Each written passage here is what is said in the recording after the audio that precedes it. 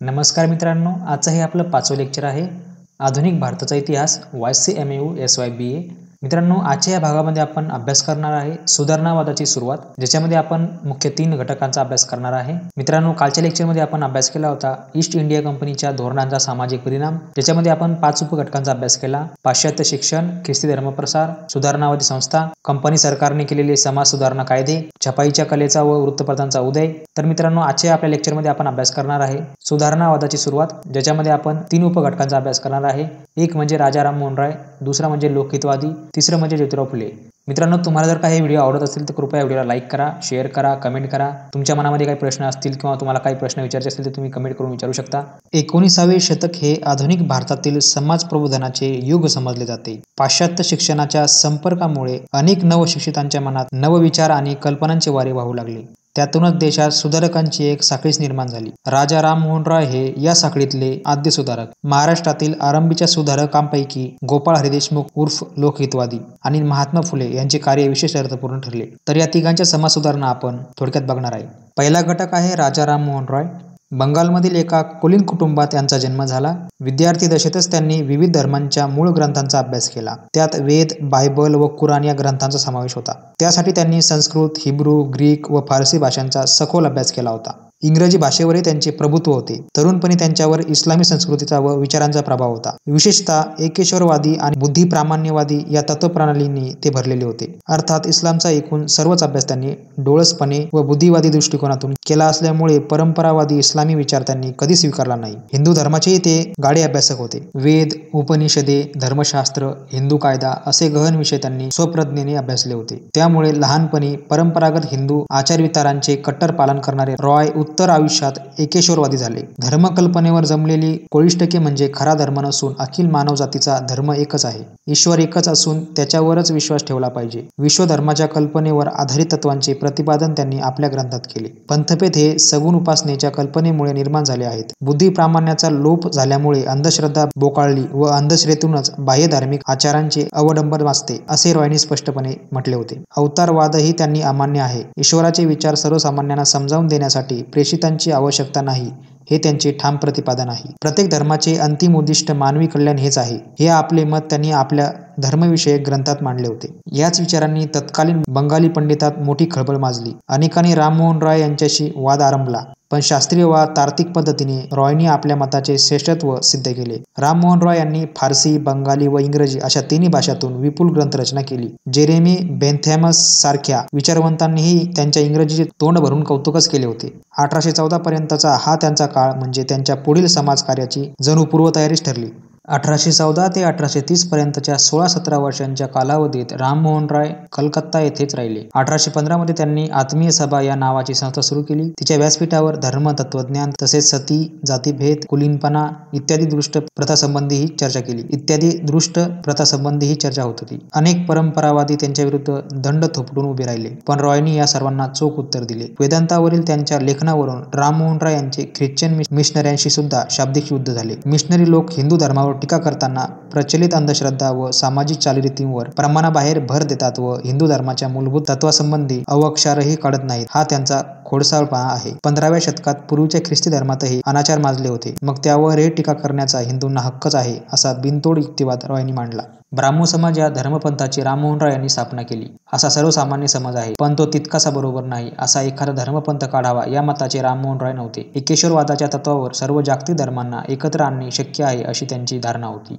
ही कल्पना इंग्लंड, अमेरिकेतही प्रभावी ठरून तेथेही युनिटेरियन सोसायट्या स्थापन झाल्या होत्या.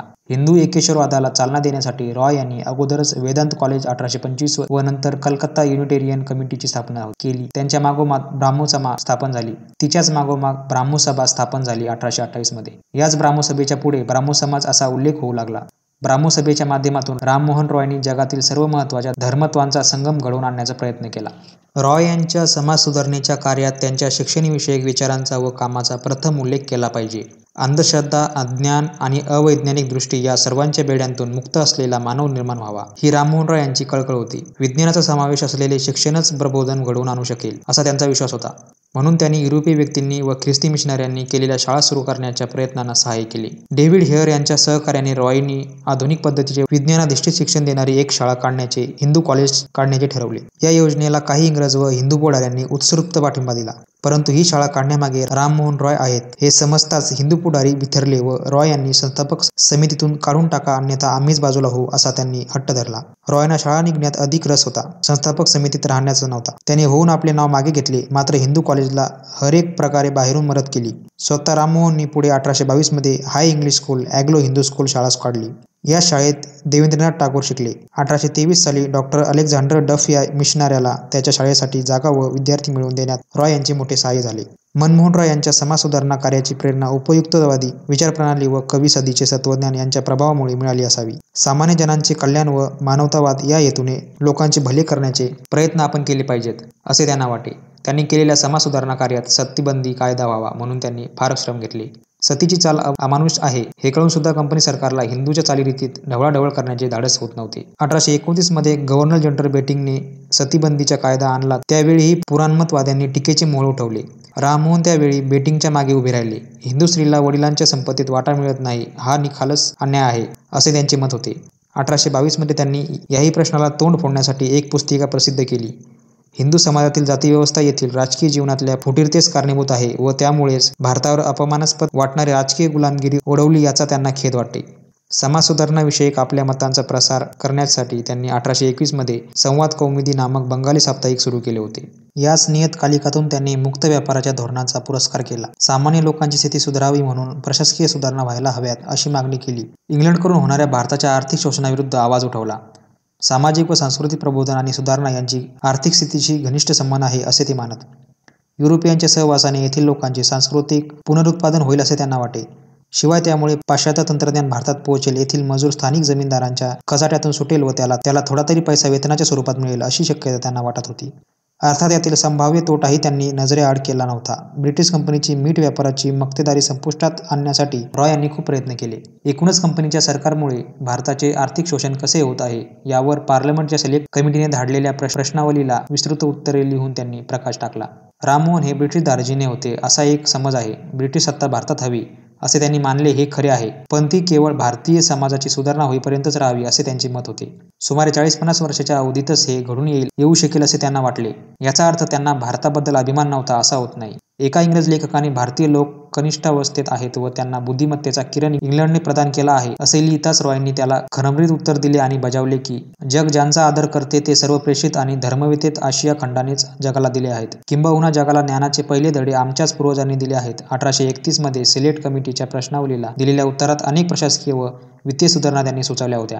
कायदे करणे व कारभार करणे या दोहोत भारतीयांना सहभागी करून घेतले पाहिजे असे त्यांनी ठणकावून सांगितले. यातूनच अंतिमता स्वराज्य साकारेल असा विश्वास त्यांना वाटला. घटक दुसरा, लोकहितवादी. गोपाळ हरिदेशमुख यांचा जन्म पुण्यातील एका सरदार घराण्यात झाला. आपले बव्हंशी सर्व लेखन त्यांनी लोकहितवादी या टोपण नावाने केले. तेच नाव प्रसिद्धीस आले. 1844 साली इंग्रजी शिक्षण पूर्ण झाल्यानंतर त्यांनी सरकारी नोकरी धरली. एकामागोमाग एक बढत्या मिळवत ते शेवटी स्मॉल कॉलेज कोर्टाचे न्यायाधीश म्हणून 1878 मध्ये निवृत्त झाले. सरकारी कामाचा व्याप सांभाळून व वारंवार बदल्या होत असूनही गोपाळरावांनी व्रत जे एकदा अंगीकारले ते आयुष्याच्या शेवटपर्यंत अव्याहतपणे चालवले.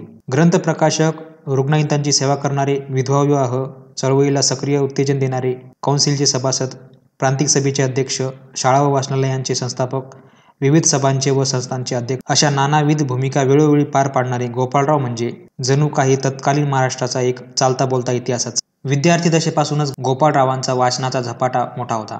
वाचलेल्या ग्रंथातून टिप्पणी काढून छोट्या छोट्या कागदाच्या तुकड्यावर त्यांची नोंद करून ठेवण्याची त्यांची सवय होती. याच्या जोडीला अत्यंत डोळसपणे ते सभोवतालची परिस्थिती न्याहाळत होते. हिंदू समाजात आढळणाऱ्या दोषांची मनोमन नोंद करत होते.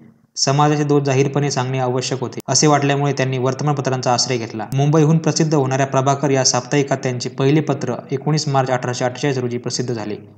लोकहितवादी असे टोपण नाव घेऊन मे 1850 पर्यंत त्यांनी अशी एकूण 108 पत्रे प्रसिद्ध केली. त्यांची प्रसिद्ध शतपत्रे ती हीच. या पत्रातून हिंदू स्त्रियांची शोचनीय अवस्था, बालविवाह, विधवा विवाह बंदी, खऱ्या ज्ञानाबद्दल दिसणारी उदासीनता, ब्राह्मण्य हरवून बसलेल्या ब्राह्मणांचे समाजातील वर्चस्व, अंधश्रद्धा व वचन प्रामाण्य अशा अनेक दोषांवर त्यांनी प्रखर शब्दात कोरडे ओढले. शतपत्रांतील या टीकेचे समकालीनांनी संमिश्र स्वागत केलेले आढळते. याच पत्रातून त्यांनी हिंदुस्थानातील इंग्रजी राजवटीचे स्वागत केले, पण त्याचबरोबर हिंदुस्थानला पार्लिमेंट पाहिजे अशी मागणी केली. 100 वर्षानंतर इंग्लंड मदतीची गरज संपून भारत स्वतंत्र होईल असे भाकीत त्यांनी मांडले. लोकहितवादींचा काळ हा मराठी गद्याचा बाल्यवस्थेचा काळ होता. ग्रंथनिर्मितीबरोबरच प्रकाशनाला प्रोत्साहन देणे आवश्यक आहे असे लोकहितवादींना तीव्रतेने वाटले असावे. म्हणूनच त्यांनी 2 योजना सुचवण्यात व त्यांची कार्यवाही करण्यात महत्त्वाचा वाटा उचलला. यापैकी पहिली योजना दक्षिणा फंड सुरू करण्याची व दुसरी मराठी ग्रंथोत्तेजक मंडळी स्थापण्याची. स्वतः लोकहितवादींनी विपुल लेखन केले. त्यांचे लेखन लोकरंजनासाठी नसून लोकशिक्षणासाठी होते. लोकांना सुधारायचे तर त्यांचे दोष दाखवून देणे क्रमप्राप्तच होते. त्यासाठी कोणाच्या रागालोभाची पर्वा करून चालण्यासारखे नव्हते. आपल्याला जे पटते ते सडेतोडपणे लोकांसमोर मांडणे आवश्यक होते.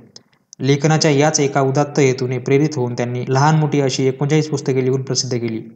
अर्थात ही सर्वच पुस्तके सामाजिक विषयावरील आहेत असे नव्हे. यात इतिहास, धर्मविज्ञान व अर्थशास्त्रविषयक ग्रंथांचाही समावेश होता. लोकहितवादींचा जुन्या पिढीवर विश्वास नव्हता. नव्या सुधारणा व बदल पचवण्यासाठी शक्ती फक्त तरुण वर्गातच आहे असा त्यांचा रास्त विश्वास होता. लोकहितवादींनी केलेल्या शैक्षणिक कार्यात त्यांच्या ग्रंथालय चळवळीचा आवर्जून उल्लेख केला जातो. नवीन शास्त्रे व ज्ञान मिळवण्यासाठी ग्रंथांची नितांत आवश्यकता आहे असे त्यांनी वारंवार प्रतिपादन केले आहे. 7 फेब्रुवारी 1848 रोजी झालेल्या पुणे नेटिव्ह जनरल लायब्ररीच्या स्थापनेत त्यांचा वाटा होता. या लायब्ररीचे ते काही काळ सेक्रेटरी होते. फर्स्ट क्लास मुन्सफ म्हणून ते जवळजवळ 3 वर्षे वाईला होते.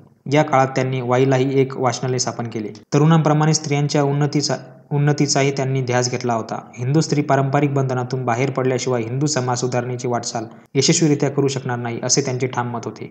1852 पर्यंत लोकहितवादी पुण्यात होते. याच सुमारास ज्योतिराव फुल्यांनी पुण्यात मुलींसाठी पहिल्या 2 शाळा काढल्या होत्या. लोकहितवादी फुल्यांचे चाहते होते. फुल्यांनाही लोकहितवादींच्या सुधारणा कार्याचे कौतुक वाटत होते. या दोघांनीही संयुक्तपणे मुलींच्या शाळेची खटपट केली असावी असे वाटते. समाज सुधारणेच्या चळवळीत समाजातील दुर्बल घटकांचा उन्नतीचा विचार अटळ ठरतो. हिंदू विधवांच्या प्रश्नांकडे लोकहितवादींचे लक्ष वळले ते याचमुळे. महाराष्ट्रामध्ये 19व्या शतकात विधवांचा प्रश्न बिकट बनला होता. बाळशास्त्री जांभेकरांपासून या प्रश्नाकडे लक्ष वेधण्याचा प्रयत्न झाला होता. परंतु विधवांच्या प्रश्नांची साधक बाधक चर्चा एवढ्या मोठ्या प्रमाणावर घडवून आणण्याची कामगिरी महाराष्ट्रात प्रथमतः लोकहितवादींनीच केली. लोकहितवादींना विधवांबद्दल वाटणारा कळवळा त्यांच्या शतपत्रात व्यक्त झाला आहे. शतपत्रांपैकी 10 पेक्षा अधिक पत्रे या विषयासाठी खर्ची पडलेली आहेत. यापेक्षाही 26 मे 1848 या तारखेचे तेव्हाचे गव्हर्नर लॉर्ड फॉकलंड 1848-1852 यांना इंग्रजीत लिहिलेले अनावृत्त पत्र म्हणजे विधवांच्या प्रश्नांबाबतची एक सर्वकष सनद ठरावी.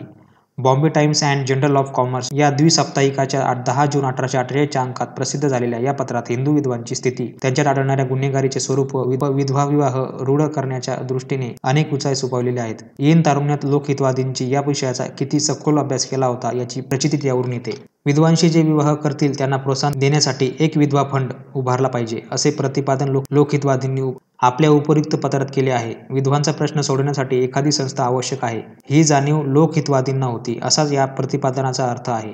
पुढे 1850 मध्ये ज्ञानोदयने पुनर्विवाह स्थापक नावाची एक मंडळी स्थापन करावी असे सुचवून वरील आवश्यकता अधिक स्पष्टपणे सांगितली. 1865 मध्ये पुनर्विवाहोत्तेजक मंडळी स्थापण्यास विष्णुशास्त्री पंडितांनी लोकहितवादींनी मोलाची मदत केली. या त्यांच्या कृतीचे बीज त्यांच्या इंग्रजी पत्रात समावलेले आहे. विधवांचा पुनर्विवाह, त्यातही ब्राह्मण विधवा म्हणजे अधर्माचा पाया होय असे त्या काळातले मानले जाई. मात्र शिक्षणामुळे अशा कल्पना हळूहळू बदलत होत्या. सर्व देशभरच्या समाजसुधारकांच्या विचारांचा कानोसा घेऊन 1856 मध्ये इंग्रज सरकारने विधवा विवाहास कायद्याने मान्यता प्राप्त करून दिली. सनातनी हिंदूंकडून अर्थातच या कायद्याला कडाडून विरोध झाला. काही पुणेकर ब्राह्मवृद्धांनी या कायद्याविरुद्ध अपील करण्याची खटपट चालवली होती.